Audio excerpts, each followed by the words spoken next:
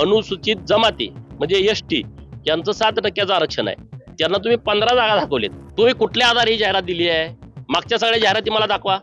कुठल्या जाहिरातीमध्ये तुम्ही या सगळ्या प्रवर्गांना जास्त जागा दिल्या होत्या? परंतु महाराष्ट्रातल्या या प्रवर्गामध्ये असणाऱ्या सामाजिक काम करणाऱ्या कार्यकर्त्यांनाही माझी विनंती आहे की याच्या संदर्भातली माहिती घ्या. नमस्कार, आपल्यासोबत आहेत आमदार गोपीचंदजी पडळकर, ज्यांनी आज सार्वजनिक आरोग्य विभागातील बिंदू नामावलीवरून इतर मागासवर्गीय असतील किंवा SC, ST, OBC यांच्यावर जो अन्याय होतोय त्याविषयी आज अधिकाऱ्यांच्यावर आपला रोष व्यक्त केला. आपण जाणून घेऊया त्यांच्याकडून. सर, काय सांगा? ते बघा, सार्वजनिक आरोग्य विभागाची वैद्यकीय अधिकारी गट S20 पदभरतीची जाहिरात आलेली आहे 27 फेब्रुवारी 2026 ला. ही जाहिरात आहे जवळपास 1440 पदांकरता. 1440 पदांकरता जाहिरात असताना अनुसूचित जातीचं आरक्षण 13% आहे. त्यांना तुम्ही 13%च्या ऐवजी 71 जागा दिलेल्या आहेत. 13%च्या हिशोबानं जागा देणं अपेक्षित होतं, त्या दिलेल्या नाहीत. अनुसूचित जमाती म्हणजे ST यांचं 7% आरक्षण आहे. त्यांना तुम्ही 15 जागा दाखवलेत. म्हणजे जवळपास 80-90 जागा असायला पाहिजेत, तिथं तुम्ही 15 जागा दाखवल्या.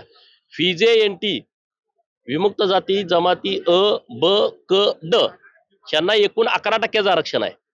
यांना 11%च्या हिशोबानं ज्या जागा येणं अपेक्षित होतं, तर त्या 0,0,0,0,4ही प्रवर्गाला दाखवलेले आहेत.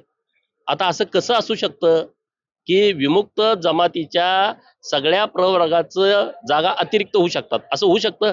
कुठं आहे डॉक्टरांची यादी मला दाखवा.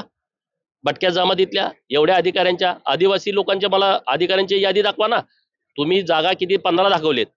बाकीचे डॉक्टर कुठे आहेत दाखवा. 71 जागा तुम्ही मागासवर्गीयांच्या दाखवल्या, ज्या 13%नं किती पाहिजे होत्या. 140 तर 10%नं झाल्या आणि चौधरी 42 म्हणजे 170 जागा पाहिजे होत्या. तुम्ही दाखवलेत किती? 71. अरे कोणी विचारणार आहे का नाही तुम्हाला?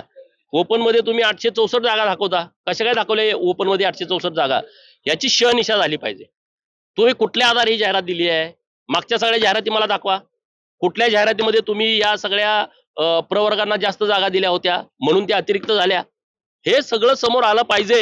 हे जो रोस्टर घोटाळा मोठ्या प्रमाणात सुरू आहे, आमची लोक सगळे आरक्षण असं वाचलं. अरे आरक्षण हे घालवतायत अधिकारी लोक, सरकारला पण ते कळू देत नाहीत चुकीच्या पद्धतीनं.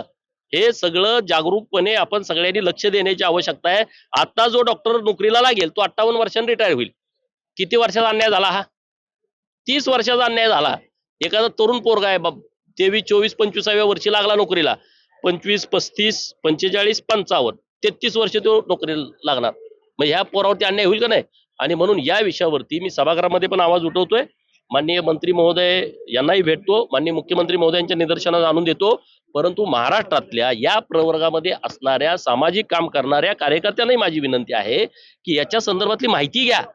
एका बाजूला म्हणतोय आमचं आरक्षण वाचलं पाहिजे आणि दुसऱ्या बाजूला तुम्हाला जागा दिल्या नसल्या, म्हणजे आरक्षणाचा उपयोग काय? नसल्यासारखंच आहे ना. 0,0,0,0 जागा म्हणजे आरक्षण नसल्यासारखं आहे. आपल्यासोबत होते आमदार गोपीचंद पडळकर, कॅमेरामॅन सिद्धेश कांबळीसह मी अभिनंदन पडळकर, MTV मुंबई.